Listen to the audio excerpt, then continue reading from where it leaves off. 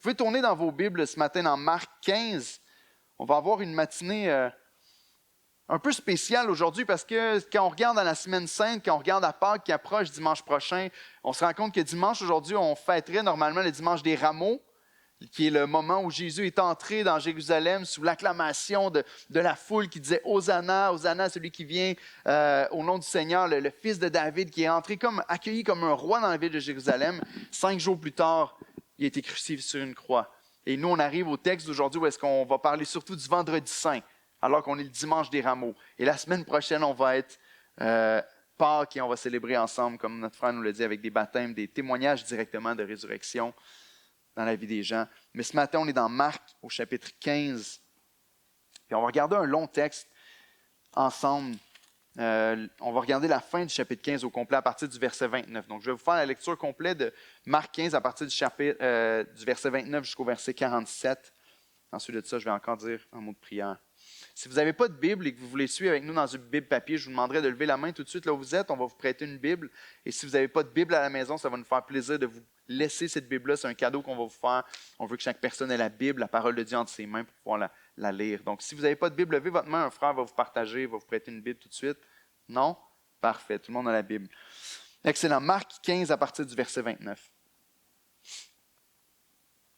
Jésus est sur la croix à ce moment-ci. Okay? C'est notre deuxième, ce n'est pas le troisième dimanche qu'on passe dans cette journée du vendredi saint. Jésus est sur la croix. Ici, au verset 29, on nous dit « Les passants l'injuriaient, se secouaient la tête en disant « Hé, toi qui détruis le temple et qui le rebâtis en 3 jours, sauve-toi toi-même en descendant de la croix. » Les principaux sacrificateurs aussi, avec les scribes, se moquaient entre eux et disaient « Il a sauvé les autres et il ne peut pas se sauver lui-même. » Que le Christ, le roi d'Israël, descende maintenant de la croix afin que nous voyions et que nous croyions. Ceux qui étaient crucifiés avec lui l'insultaient aussi. La 6e heure étant venue, il y eut des ténèbres sur toute la terre, jusqu'à la 9e heure.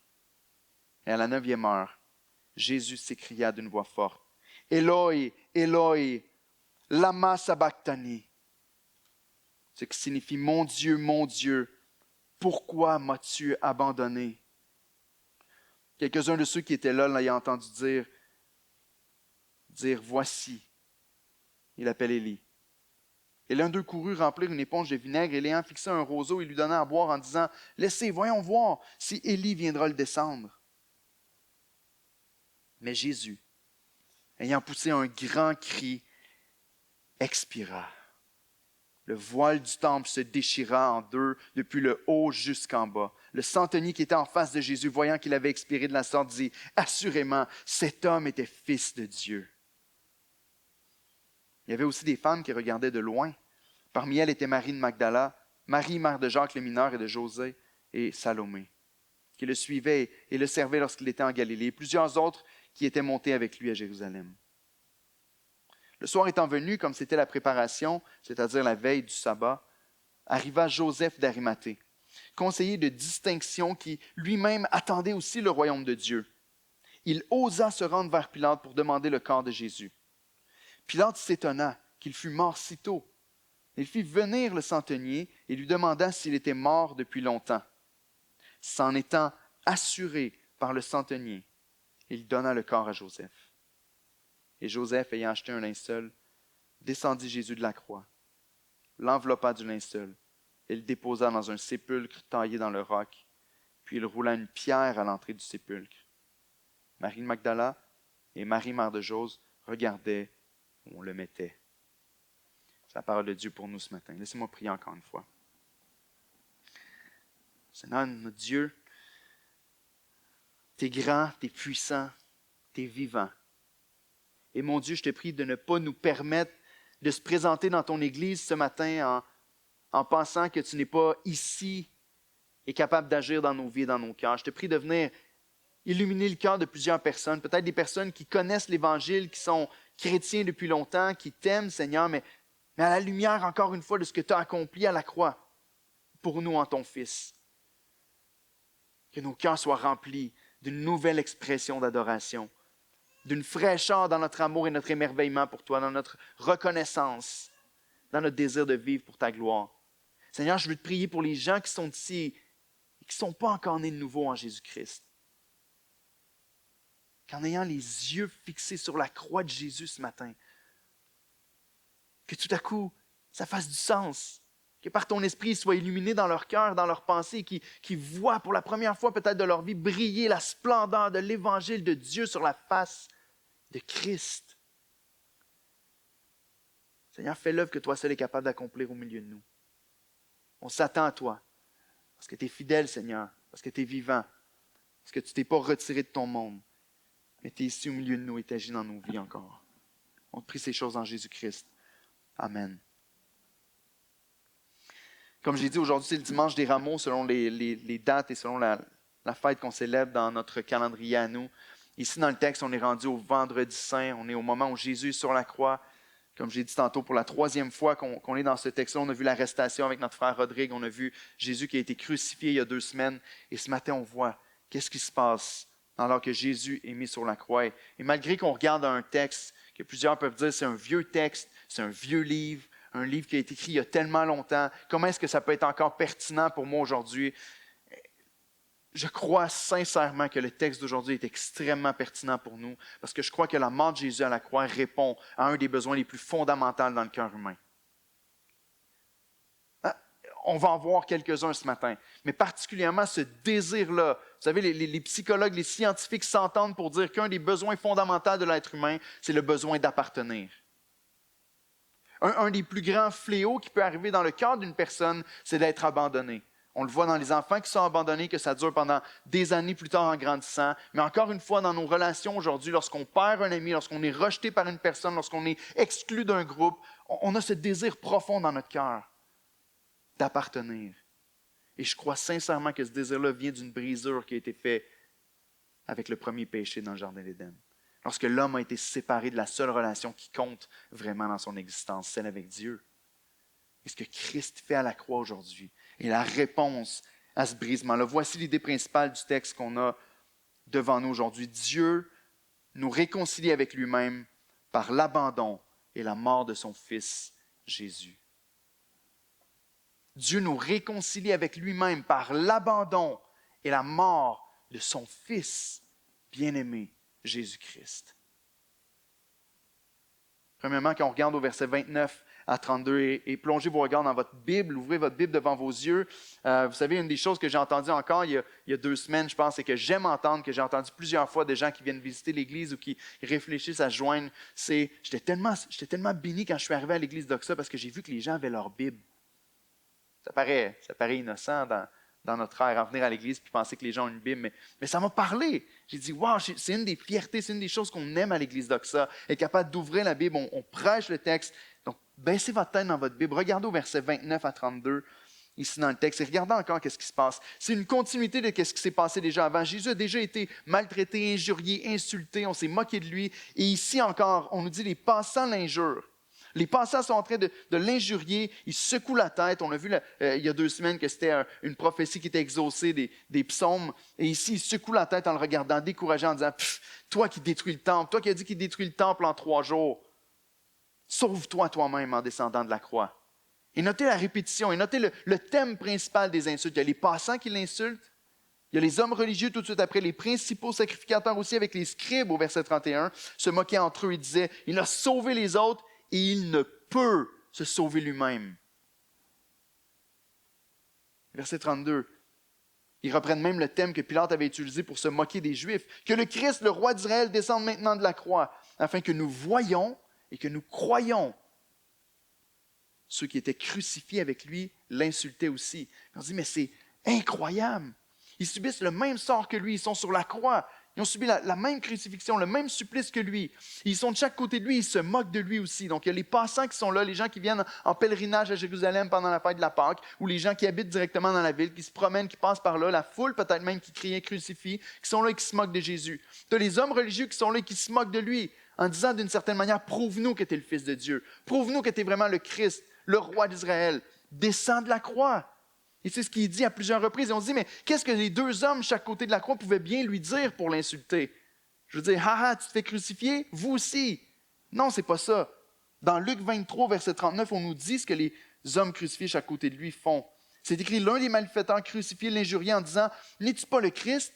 Sauve-toi toi-même et sauve-nous. » Donc voyez-vous, dans les insultes qui sont données par la foule, par les hommes religieux et par les hommes sur la croix, ça tourne autour d'une chose. On insulte le Seigneur et on lui dit, « Sauve-toi toi-même. » Et je veux vous suggérer que c'est le centre du message. Jésus est sur la croix et Jésus ne se sauve pas lui-même. Et les pharisiens, les hommes religieux vont dire, « Si tu peux. » Regardez au verset 31. Les principaux sacrificateurs se moquent avec les scribes en disant, « Il a sauvé les autres et il ne peut se sauver lui-même. » Et je vais attirer votre attention sur le mot « peut » ici. C'est notre premier point. Jésus ne peut pas se sauver lui-même. Vraiment? Comment est-ce que Marc nous a montré qui était Jésus depuis le début de son évangile? C'est celui qui calme une tempête et qui a autorité sur la nature et sur la création. C'est celui qui peut guérir les malades, chasser les démons, ressusciter les morts. C'est Jésus qui a une autorité sur la parole de Dieu et même sur les enseignants qui se tiennent devant lui. Jésus est suprême. Il l'a dit à travers tout son évangile. On est venu avoir les yeux ouverts à un certain moment donné puis à dire cet homme-là est le Fils de Dieu. Il a la toute puissance de Dieu. Il est capable de faire les mêmes choses que Dieu. Qui peut pardonner les péchés? On dit les pharisiens. Sauf Dieu lui-même. Et Jésus a dit, afin que tous voient que le Fils de l'homme a le pouvoir de pardonner les péchés sur la terre, lève-toi, prends ton lit et marche. Jésus a été démontré comme étant Dieu, comme ayant la puissance suprême. Et là, Jésus est sur la croix, puis on dit, tu ne peux pas te sauver toi-même. Est-ce que vraiment Jésus ne peut pas se sauver lui-même de la croix?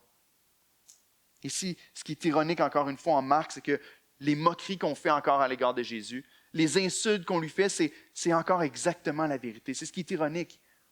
Parce qu'ils sont en train de dire, le centre de l'insulte, c'est « il ne peut pas se sauver, il ne peut pas se sauver, il ne peut pas se sauver. Sauve-toi toi-même, descends de la croix. » Et c'est exactement la raison pour laquelle Jésus est venu. Lorsque Jésus enseignait à ses disciples la raison pourquoi il marchait sur la terre, c'était quoi? Je vous l'ai mis à l'écran encore une fois dans Marc, au chapitre 10. Vous l'avez à l'écran ici?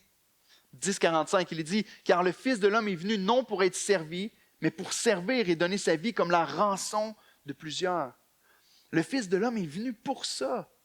Jésus est venu sur la terre pour pouvoir mourir à notre place, payer la rançon. Nous avons une dette envers Dieu à cause de nos péchés. Ce qui est la vérité, c'est que chacun de nous, à cause de nos péchés, on mérite la condamnation et le jugement devant le Seigneur. Et Jésus dit, je suis venu pour payer cette rançon-là. Donc lorsque les gens se moquent de lui, ils disent, tu n'es pas capable, tu n'as pas la puissance de sortir de la croix, de descendre de la croix. Jésus a la puissance. Ce n'est pas que Jésus ne peut pas descendre de la croix, c'est que Jésus ne veut pas descendre de la croix. Pourquoi est-ce que c'est important pour nous autres de comprendre ça? Ça peut être choquant comme déclaration. Jésus, Dieu le Fils, ne veut pas descendre de la croix. Jésus veut, autrement dit, mourir à ta place. C'est la beauté de l'Évangile. Pourquoi est-ce que c'est beau? Parce que le fait que Jésus peut descendre de la croix, mais que Jésus ne veut pas descendre de la croix, c'est la plus grande déclaration d'amour que tu peux trouver dans l'univers. Jésus veut rester sur la croix parce que Jésus t'aime. Jésus veut rester sur la croix parce que Jésus veut réaliser pendant une seconde l'insulte qu'ils sont en train de lui faire. Toi, le Messie, le roi d'Israël, il a sauvé les autres, il ne peut pas se sauver lui-même. L'insulte qu'ils sont en train de faire est exactement la raison pourquoi il est sur la croix. Si Jésus descend de la croix et si Jésus choisit de se sauver lui-même, on est tous perdus. Ceux qui l'accusent sont tous perdus, ils sont tous morts dans leurs péchés. Si Jésus ne meurt pas pour nos péchés, nous mourrons pour nos péchés. Mais si Jésus reste à la croix et meurt pour nos péchés, ceux qui ont la foi en Christ ne mourront jamais pour leurs péchés, ne connaîtront jamais le jugement qui est tombé sur lui. Donc Jésus ne veut pas. Si Jésus meurt, tu peux être sauvé. Si Jésus vit, tu ne peux pas être sauvé. C'est la beauté, le cœur de l'Évangile même. Il l'insulte, il se moque de lui. Jésus a dit dans Jean 9, verset 39, vous voyez, il a dit qu'il était venu pour que ceux qui ne voient pas trouvent la vue. Ici, les pharisiens, regardez l'insulte qu'ils font au verset 32. Que le Christ, le roi d'Israël, descende maintenant de la croix. Pourquoi? Ceux qui viennent les dimanches soirs, mon frère Serge va savoir souvent qu'on met l'accent sur le « afin ». Il y a un but ici, descendre de la croix. Pourquoi ils disent ça? Descendre de la croix, afin que nous voyions et que nous croyions. Ce qui est encore ironique dans le texte ici, c'est qu'ils ne comprennent pas que la seule manière pour nous que ce soit possible qu'on voit vraiment qui est Christ, qu'on voit vraiment qu'est-ce que Jésus a fait à la croix et qu'on croit en lui pour le salut, c'est si Jésus reste sur la croix. C'est si Jésus décide de ne pas descendre de la croix et de mourir à notre place. Vous savez, Jésus dit, les pharisiens disent, descends de la croix afin qu'on croie. Prouve-nous que tu es vraiment le Messie en descendant de la croix. Mais Jésus dit non, je vais rester sur la croix pour te prouver autre chose. Je vais rester sur la croix pour te prouver l'amour de Dieu envers toi. Vous connaissez Romains 5,8 pour plusieurs d'entre vous autres.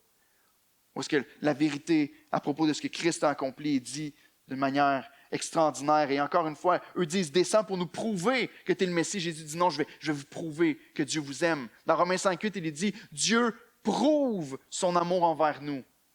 Comment? En ce que lorsque nous étions encore pécheurs, Christ est mort pour nous. Sur la croix, Jésus n'avait pas besoin de faire un statement. Il n'avait pas besoin d'essayer de montrer « Je suis le Messie glorieux. Vous allez voir, je vais descendre de la croix finalement. Je vais vous montrer que c'est moi qui règne. Je vais exterminer tous mes ennemis. Puis après ça, je vais vous demander de m'adorer. » Ce n'est pas ce genre de roi-là. C'est le roi qui descend sur la terre, qui prend la place du pécheur et qui reçoit le jugement qu'on devait recevoir. Au lieu de nous donner jugement, Jésus le reçoit sur lui-même. Dieu fait chair, qui paye lui-même et qui prend et qui absorbe complètement lui-même le jugement qui m'était dû à moi. Ça, c'est notre sauveur, frères et sœurs. Ça, c'est ce qu'on célèbre lorsqu'on pense à ce que Christ a accompli sur la croix. Peut-être que tu entends ça ce matin, puis tu te dis, OK, c'est beau pour vous autres. Puis des fois, tu penses aux chrétiens, puis tu te dis, ils sont un peu ridicules.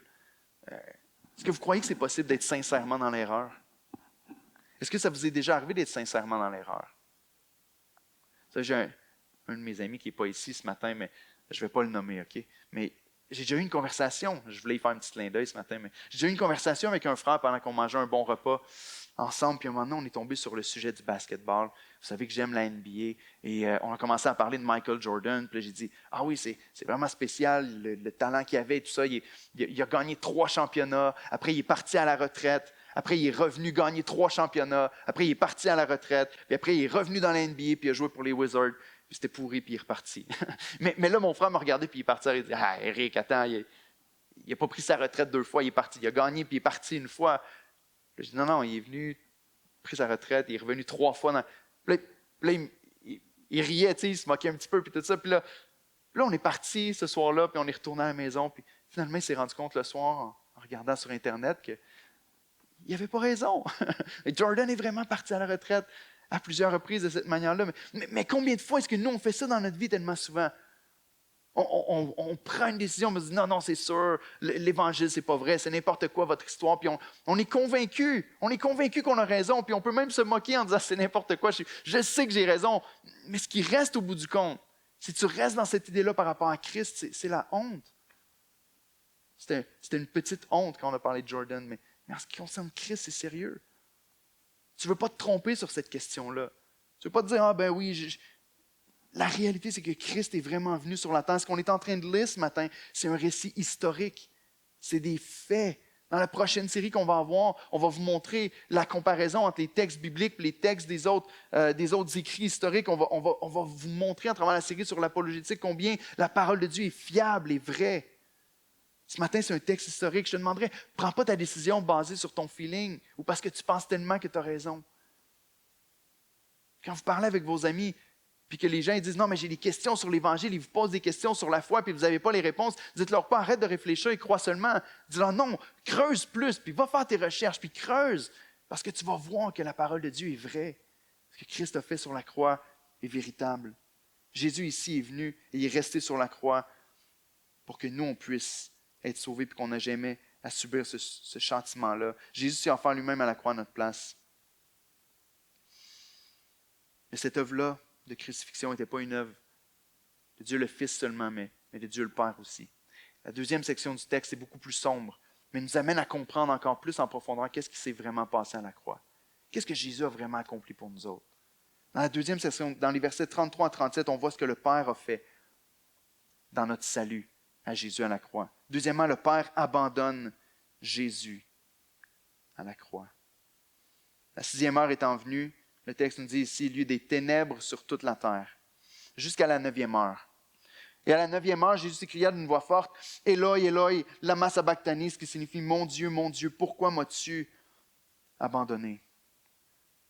Quelques-uns de ceux qui étaient là l'ayant entendu dire « Voici, il appelle Élie », et l'un court remplir une éponge de vinaigre, il veut lui donner à boire. On voit dans les autres évangiles que Jésus ne la prend pas. Puis ici, ils disent « Laissez, voyons voir. » Encore une fois, qu'est-ce qu'ils veulent voir? Si Élie viendra le descendre. Le focus est encore tout sur est-ce qu'il va descendre la croix? Est-ce qu'il va prouver qui il est? On a déjà parlé de cette question-là, mais ici, on voit qu'il se passe quelque chose de très particulier. Jésus est sur la croix, puis à la 6e heure, au début du texte, on nous dit que les ténèbres sont venues sur toute la terre. Ça veut dire que c'est environ midi. Okay, à ce moment-là, selon Marc, c'est environ midi lorsque Jésus est sur la croix, et tout à coup, les ténèbres arrivent sur la terre. Donc, si vous connaissez, vous avez vécu assez longtemps, vous savez que midi, normalement, c'est l'heure où le soleil brille de son plus fort. Et à ce moment-là, le soleil se voile. À ce moment-là, les ténèbres couvrent la terre. Puis on regarde à ce qui se passe ici. C'est quoi la première chose qui pop dans notre tête? L'éclipse du 8 avril. Non, j'espère que ce n'est pas ça. Hein?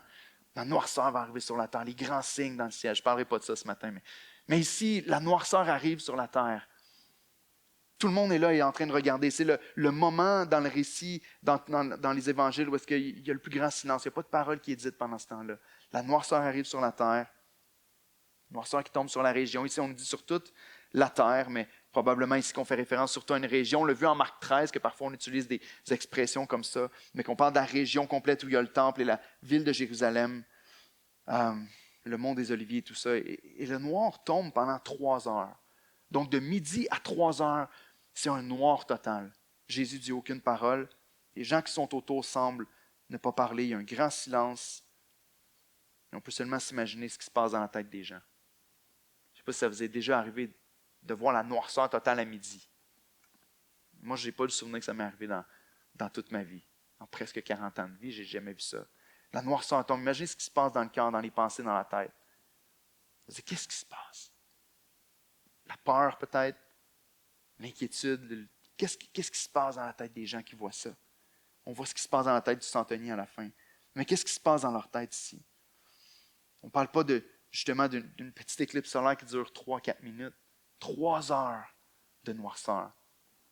Puis on a besoin d'essayer de comprendre qu'est-ce que ça veut dire ici. On ne croit pas que c'était une œuvre naturelle, mais que c'était une œuvre surnaturelle de Dieu. Dieu a fait tomber les ténèbres sur la terre pendant ce moment-là. Vous savez, 33 ans auparavant, à la naissance de Jésus, en pleine nuit, le ciel s'est éclairé. La lumière est apparue dans le noir, puis des anges ont commencé à chanter, puis à louer, puis à acclamer la naissance du Sauveur. Puis 33 ans plus tard, ici, on a le Sauveur, le même Sauveur qui était né à Bethléem, qui est sur une croix. Et à sa mort, le ciel se tait, les ténèbres tombent, la noirceur arrive sur la terre. Mais pourquoi? Mais on le dit depuis 2 ans, depuis qu'on est dans la série sur Marc, que Marc écrit son évangile d'une manière à nous démontrer que c'est la nouvelle Exode. On l'a vu dans plusieurs événements de la vie du Seigneur, mais ici, encore une fois, on voit que c'est une nouvelle Exode. Vous savez, la plus grande délivrance que Jésus est en train d'accomplir est plus grande que celle de l'esclavage d'Égypte, mais c'est le moment qui vient nous aider à comprendre tout le reste du Nouveau Testament et de l'Écriture. Ceux qui font le cours de l'Ancien Testament en ce moment ont commencé à comprendre et à saisir, ou le savaient peut-être déjà avant, mais que c'est très difficile de comprendre le Nouveau Testament si on n'a pas une base dans l'Ancien Testament. Qu'est-ce qui est en train de se passer ici? Les ténèbres tombent sur la terre. Mais en Égypte, lorsque le peuple d'Égypte a été sorti, vous vous rappelez des 10 plaies d'Égypte? Peut-être que vous avez déjà vu le film à un certain moment donné. La 9e plaie, juste avant la mort des nouveau-nés, la 9e plaie, c'était des ténèbres épaisses qui sont tombées sur tout le pays d'Égypte. Où les gens ne pouvaient rien voir. Des ténèbres épaisses sont tombées. Et c'est resté sur la terre pendant combien de temps? Pendant 3 jours. Pendant 3 jours, il y a eu des ténèbres épaisses sur tout le pays d'Égypte. Et après 3 jours, l'agneau a été sacrifié. Lui, le sacrifice qui allait libérer les premiers-nés. Donc, autrement dit, les ténèbres épaisses sont tombées. Puis ensuite de ça, le premier-né devait mourir. Mais Dieu avait donné un substitut à l'époque. Dieu avait donné un agneau dans le temps des Égyptiens, dans le temps du peuple d'Israël dans le pays d'Égypte, pour remplacer le premier-né de leur famille. Mais ici, les ténèbres tombent pendant 3 heures. C'est comme si Dieu est en train de déclarer à tous ceux qui allaient voir ce qui est en train de se passer, tous ceux qui allaient lire dans la parole par la suite, mon premier-né va maintenant être sacrifié à votre place. C'est l'Exode qui est en train de prendre place. Vous pouvez trouver ça dans Exode 10, 22 et 11, 9. C'est comme si Dieu dit, mon premier-né ici meurt. Et vous allez être libérés, pas juste de l'esclavage d'Égypte, mais de l'esclavage du péché. Vous allez être libérés de la mort et du jugement. Pendant 3 heures, pendant ces ténèbres, vous savez, dans l'Ancien Testament, les ténèbres qui tombaient sur la terre étaient une expression du jugement de Dieu. Très souvent, vous voyez cette expression-là des ténèbres qui tombent pour montrer que Dieu est en train d'exercer un jugement sur la terre. Et ici, pendant 3 heures, le jugement de Dieu est en train de se déverser sur son Fils Jésus. Pendant 3 heures, les péchés les plus ignobles pécheurs de l'histoire de l'humanité ont été placés sur Jésus. La Bible nous enseigne clairement que Jésus n'a pas juste reçu sur lui la punition du péché, mais le péché a tellement été concentré sur le Seigneur qu'en 1 Corinthiens, on nous dit que Jésus est devenu péché pour que nous, on devienne en lui justice de Dieu. Le jugement de Dieu est en train de tomber sur le Fils de Dieu à la croix du Calvaire. Et tant que ça ne vient pas faire battre ton cœur, et tant que ça ne t'émerveille pas de dire « Je ne paierai jamais pour mes péchés parce que Christ est mort à ma place, parce que le jugement est tombé sur lui, il ne tombera jamais sur moi. » Tant que ça ne vient pas remuer quelque chose à l'intérieur de toi et dire « Gloire à toi, Seigneur, merci pour ce que tu as fait pour moi. » Tu peux te poser des questions sur ta nouvelle naissance. Christ a pris notre place à la croix. Et après 3 heures de noirceur, après 3 heures que le jugement s'exerce sur lui, Jésus va s'exclamer d'une voix forte « Mon Dieu, pourquoi m'as-tu abandonné? » Jésus cite le psaume 22 ici. Et vous savez, il y a beaucoup de gens qui essaient d'atténuer un peu ce qui prend place à la croix, en prenant la fin du psaume 22, où est-ce qu'on nous parle de la grande victoire, de la délivrance, des réjouissances et tout ça. Mais ici, Jésus cite seulement la partie où David, qui représente des serviteurs souffrants, parle de l'abandon. Parce que qu'est-ce qui est en train de se passer à la croix ici? C'est que le Père est vraiment en train d'abandonner Jésus sur la croix. Dieu est saint, on l'a chanté. Dieu est saint. Et le péché ne peut pas entrer dans la présence de Dieu. Et la Bible nous dit que Dieu ne pose pas son regard sur le péché. Le Fils de Dieu devait mourir seul, abandonné du Père sur la croix. Écoutez, on croit à l'Église d'Occident, la Trinité. On croit que le Père, le Fils et le Saint-Esprit sont indivisibles. On ne croit pas qu'il y a eu une rupture dans la Trinité. On ne croit pas qu'il y a eu une séparation entre Dieu le Fils et Dieu le Père. Mais d'une manière miraculeuse qu'on va comprendre seulement en étant rendu au ciel, Dieu le Fils a été abandonné du Père dans la chair.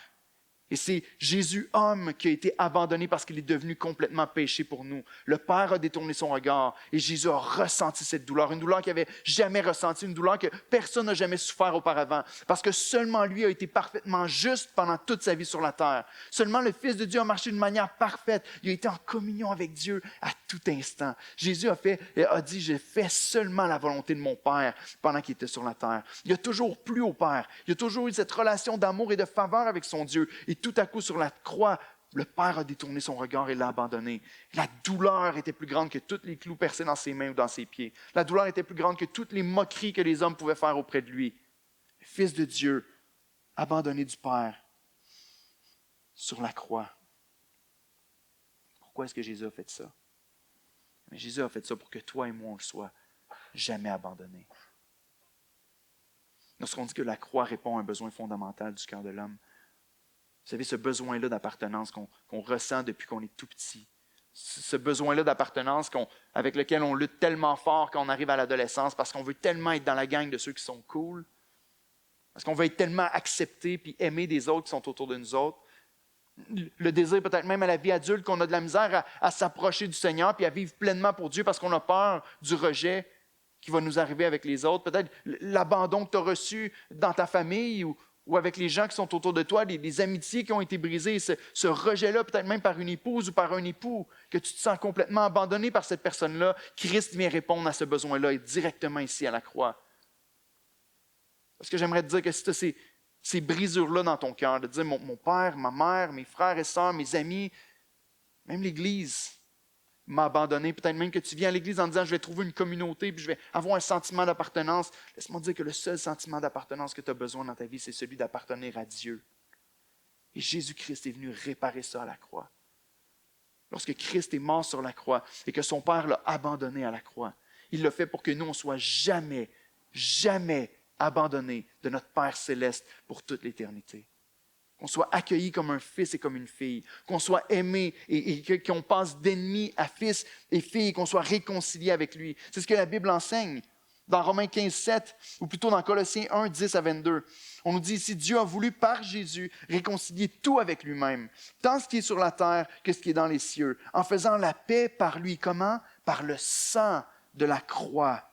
Et vous, qui étiez autrefois étrangers, ennemis par vos pensées, par vos mauvaises œuvres, il vous a maintenant réconciliés par sa mort dans le corps de sa chair. Christ a fait ça pour toi et moi. Voici pourquoi Jésus a été abandonné à la croix. Voici pourquoi le Père a abandonné son Fils à la croix. Moi, je mérite d'être abandonné. À cause de ma rébellion puis à cause de mon péché, je mérite que Dieu m'abandonne. Je mérite que Dieu ne m'accepte pas dans sa présence. Je mérite d'être séparé. Christ est le seul qui a jamais mérité d'être séparé de son Père. Mais il l'a été pour nous. Vous savez, le sentiment d'abandon est un des plus grands mâles de notre siècle.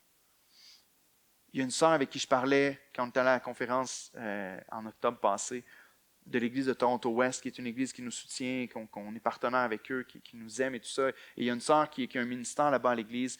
C'est un ministère pour visiter les personnes âgées dans les centres, dans les maisons de personnes âgées, là, je ne sais pas comment on appelle ça, les foyers. Et leur ministère à eux, c'est qu'ils prennent un groupe de l'église et ils vont là-bas, puis ils s'assoient avec eux, puis ils les écoutent, puis ils les aiment, puis ils passent du temps avec eux.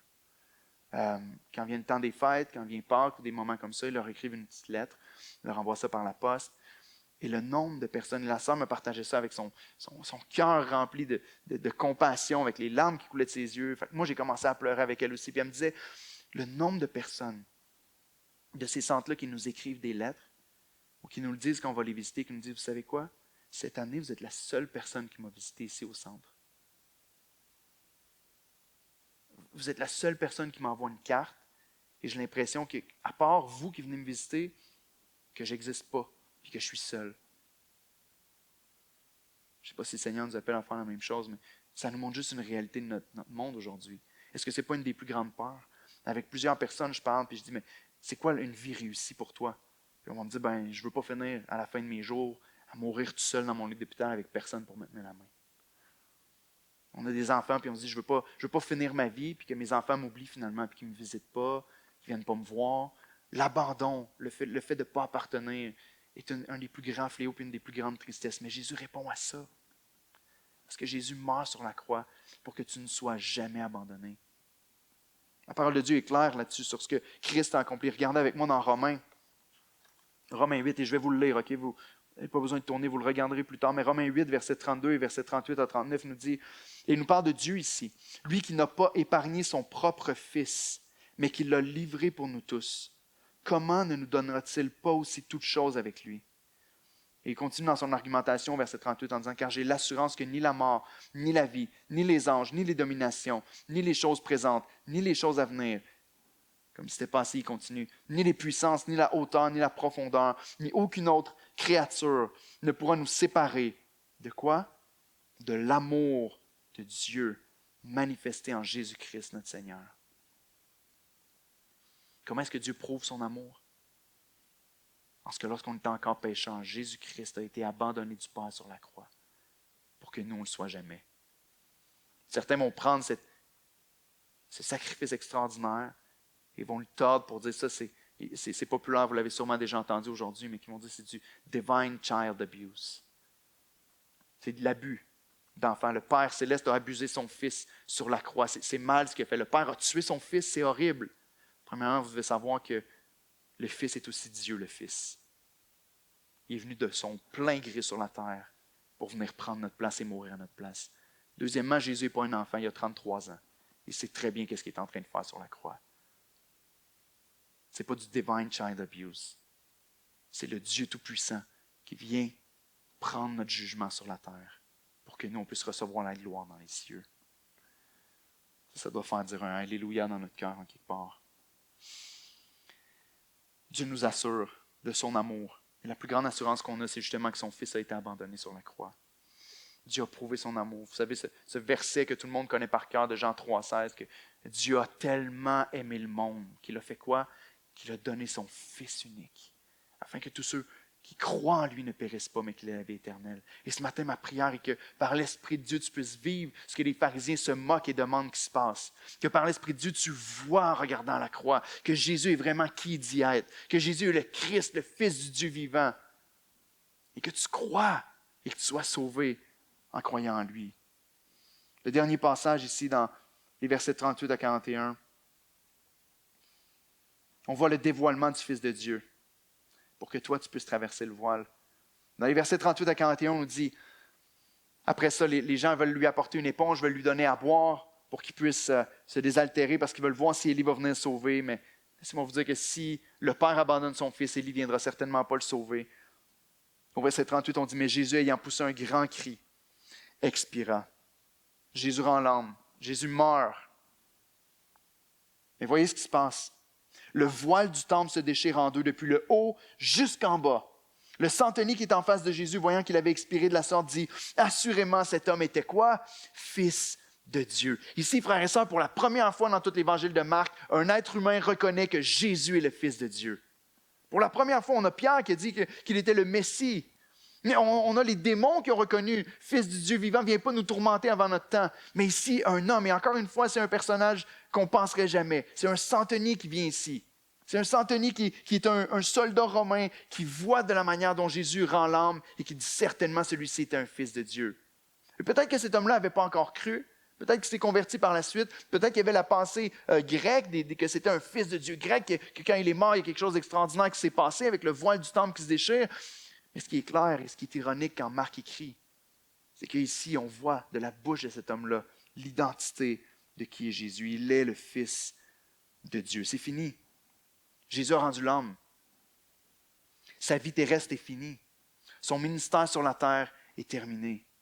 Il expire avec un grand cri, puis on se demande ici, mais qu'est-ce qu'il a pu bien crier à ce moment-là? Dans Jean 19, on nous le dit. Jésus a crié tétélestai en grec, un seul mot, ou 3 mots en français. Tout est accompli. Jésus a fini. Son ministère est terminé. Jésus a offert le dernier sacrifice qui devait être offert. On a les sacrifices de l'Ancien Testament qui étaient faits pour couvrir pendant un temps nos péchés, dans lesquels on mettait notre foi qu'un jour nos péchés allaient complètement être pardonnés. Mais ici, Jésus dit, c'est terminé. C'est terminé. Le dernier sacrifice est offert. Jésus est mort sur la croix. La rançon est payée.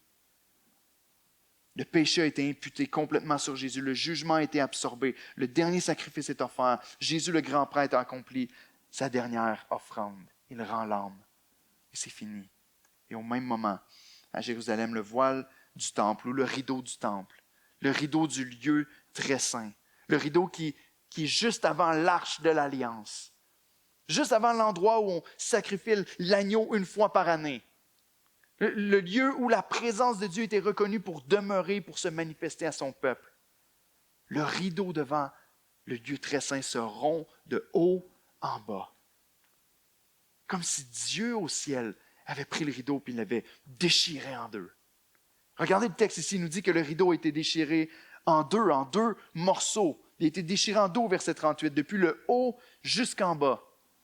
C'est comme si quelqu'un s'était arrangé pour faire une petite coupure au milieu, puis tirer en bas, puis de haut en bas. Il y a quelque chose de miraculeux qui prend place ici. Puis encore une fois, on se dit, mais qu'est-ce que ça veut dire? C'est quoi la signification de ça? Parce que Marc ne nous dit rien. Il nous dit juste ce qui s'est passé. Ce qui est clair, ce qui est facile à comprendre peut-être, c'est que le lieu très saint est exposé. Maintenant, l'accès au lieu très saint est ouvert. L'endroit où c'était possible de se rendre en étant un grand prêtre seulement une fois par année, après avoir fait beaucoup de purification. Et encore une fois, on doit aller dans l'Ancien Testament pour comprendre. Je vous ai mis un passage de l'Exode 26 au verset 31 à 32, où est-ce qu'on nous explique c'est quoi ce voile-là exactement. Et regardez ce qu'il dit ici.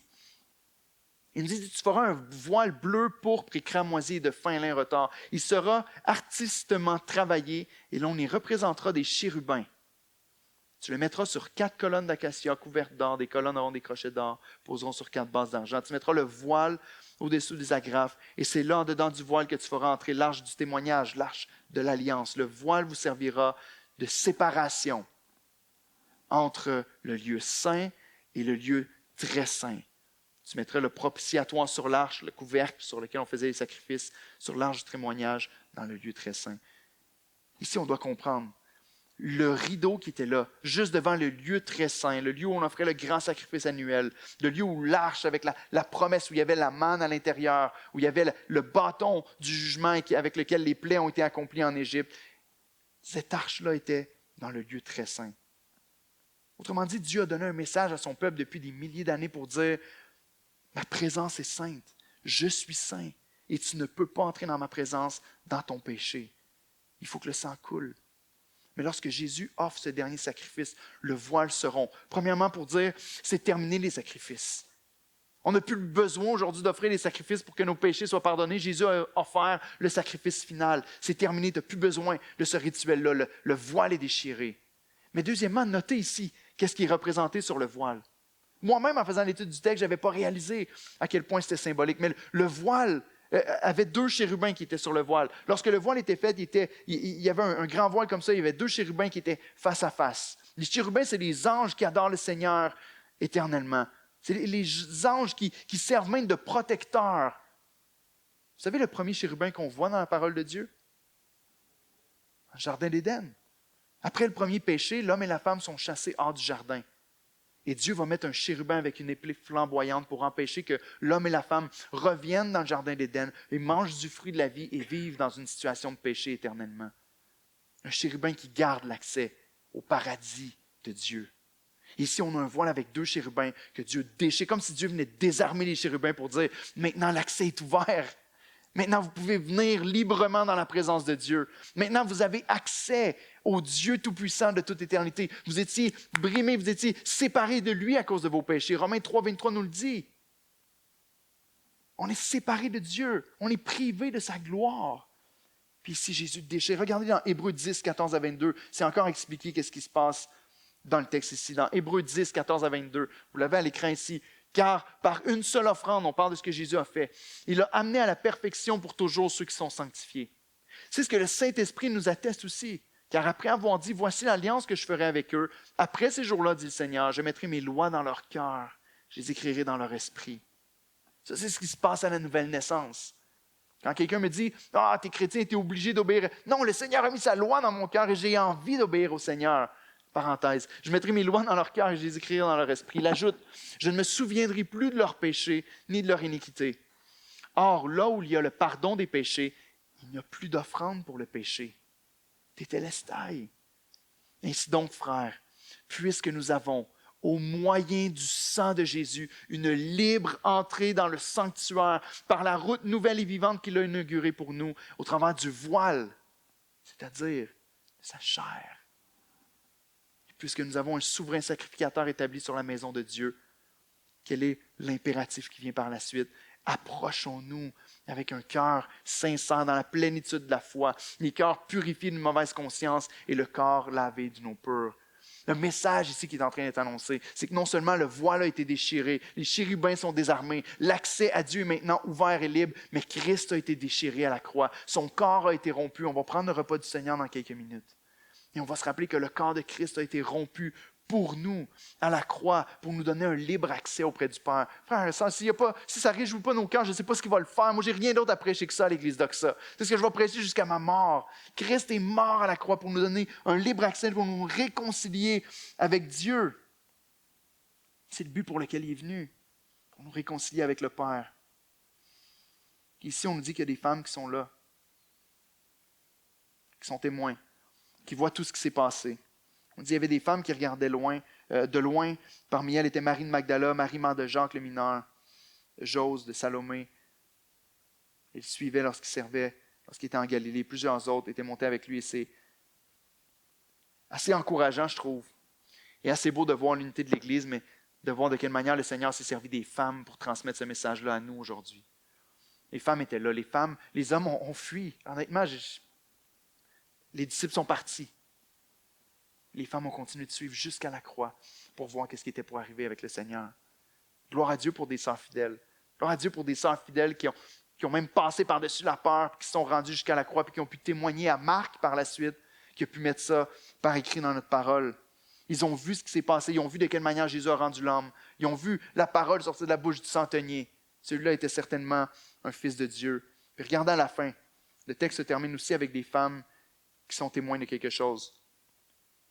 Et je termine avec ceci en conclusion, c'est vendredi. Ici, on voit le Fils de Dieu est mort. Tout le texte qui a été écrit devant nous est là pour nous dire Jésus est mort. Il est vraiment mort. Regardez au verset 42 à 47. Il dit, le soir étant venu, comme c'était la préparation en vue de la Pâque, c'est-à-dire la veille du sabbat, arriva Joseph d'Arimathée. C'est un conseiller de distinction. C'est un homme qui était haut placé dans la civilisation, dans la ville à ce moment-là, qui lui-même attendait aussi le royaume de Dieu. Donc un homme qui probablement s'était converti, croyait en Jésus-Christ, ou peut-être un juif qui attendait que le royaume vienne, mais ici, on croit que c'est un disciple de Jésus. Il osa se rendre vers Pilate pour demander le corps de Jésus. Pilate s'étonna qu'il fût mort si tôt. Alors il fit venir le centenier et lui demanda s'il était mort depuis longtemps. S'en étant assuré par le centenier, il donna le corps à Joseph. Joseph, ayant acheté un linceul, descendit Jésus de la croix, l'enveloppe d'un linceul, le dépose dans un sépulcre taillé dans le roc. Puis il roule une grosse pierre à l'entrée du sépulcre. Et Marie de Magdala, Marie, mère de Jose, regardaient où on le mettait. Tout ce que cette partie-là du texte nous dit, c'est Jésus est mort. Jésus est vraiment mort. Vous savez, ici, lorsque Pilate envoie le soldat aller vérifier si Jésus est mort, c'est pas comme il va aller à la croix et il va dire « Ah ben oui, il a de l'air pas mal mort. » Non, c'est une procédure légale. Il ne pouvait pas le descendre de la croix tant qu'il n'avait pas vérifié que l'homme était réellement mort. Les deux autres hommes, ils vont devoir leur briser les genoux pour qu'ils ne puissent plus se retenir avec leurs pieds et qu'ils puissent s'asphyxier plus rapidement dans leur propre sang pour mourir plus rapidement. Désolé d'être graphique, mais c'est ce qui se passe pour de vrai à la croix. Jésus, on n'a pas eu besoin de briser ses genoux parce qu'il était déjà mort. Il y a d'une manière surnaturelle Jésus qui a choisi et qui avait déterminé, qui est mort au moment où le Père avait prévu en expirant. Mais Jésus est vraiment mort. C'est une procédure légale, puis il y avait des conséquences graves s'il n'appliquait pas ça. Il donne le corps à Joseph qui l'embaume. Jésus est descendu de la croix. Jésus est mis dans un tombeau et les femmes voient où il est. Ça fait partie de notre déclaration de foi, ça fait partie de notre foi. Jésus il a vraiment été crucifié. Il est vraiment mort. Il a vraiment été enseveli. Il a été placé dans un tombeau. On a placé une grosse pierre. Ça prenait plusieurs hommes pour être capable de déplacer une pierre comme celle-là devant l'entrée du tombeau dans la pierre qui était peut-être de 3 pieds et demi. Jésus est là. Les femmes le voient. Ils voient ce qui se passe. Et même l'autre évangile va nous dire qu'il y a une garde qui est montée devant le tombeau. Frère et sœurs, Jésus est mort. Mais c'est seulement vendredi. Dimanche s'en vient. Et je veux terminer en vous faisant la lecture d'un passage d'un message qui a été prêché par un pasteur africain-américain qui s'appelle S.M. Lockridge, qui a vécu de 1913 à 2000, qui nous donne toute cette espérance-là. Déjà, à la mort de Jésus à la croix, on voit l'espérance. On voit la beauté, puis la grandeur, puis la force du Seigneur. Il est mort pour ouvrir le chemin pour nous. Mais dimanche s'en vient. Et je veux vous inviter à considérer être avec nous dimanche prochain. On va parler de la résurrection du Christ. Ce n'est pas la fin ici. Regardez ce que M. Lockridge a dit. Écoutez ceci, les musiciens peuvent s'approcher pendant que je lis la citation. M. Lockridge a dit, c'est vendredi. Jésus prie. Pierre est endormi. Judas trahi. Mais dimanche s'en vient. C'est vendredi. Pilate lutte avec un dilemme. Le Sanhédrin complote un stratagème. La foule crie leur haine.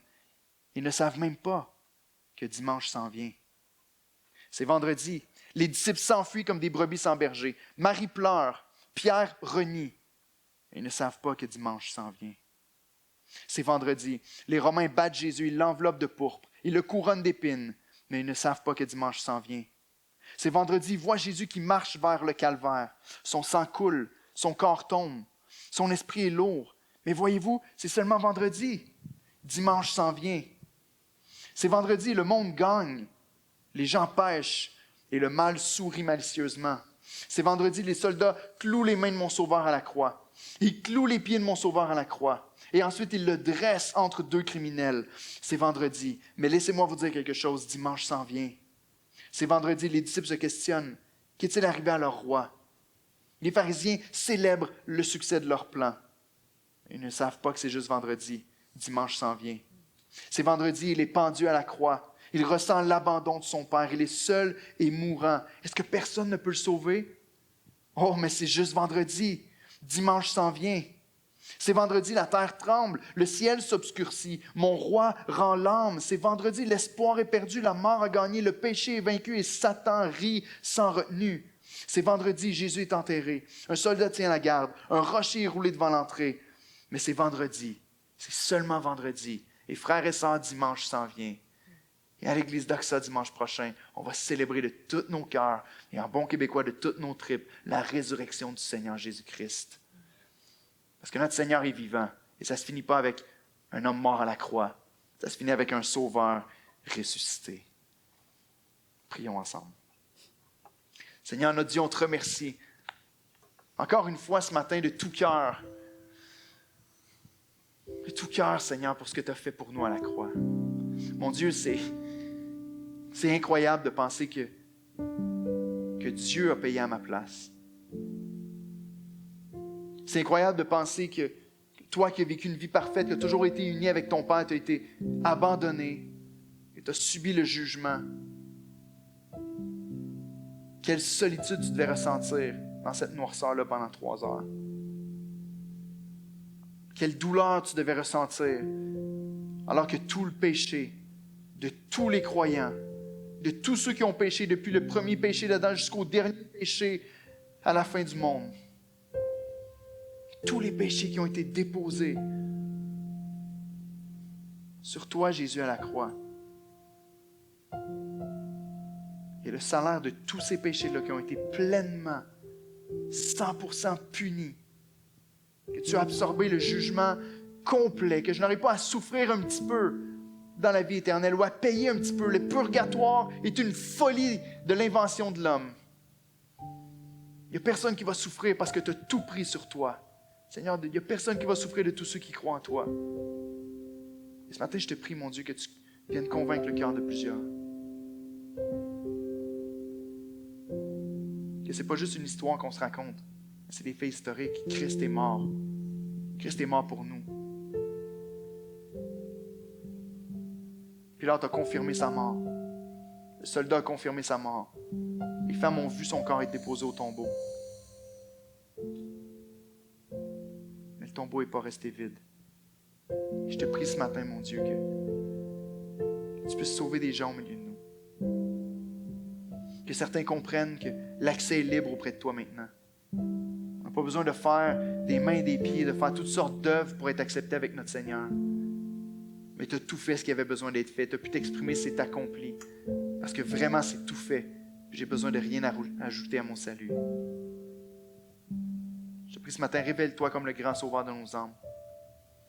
Et Père, que tes enfants, que les frères et sœurs dans cette église-là puissent t'adorer de tout leur cœur. En reconnaissance à ce que tu as fait pour nous. Merci de nous avoir réconciliés avec toi, Père, par l'abandon et la mort de ton Fils. Merci qu'on ne sera plus jamais abandonné. On est aimé pleinement.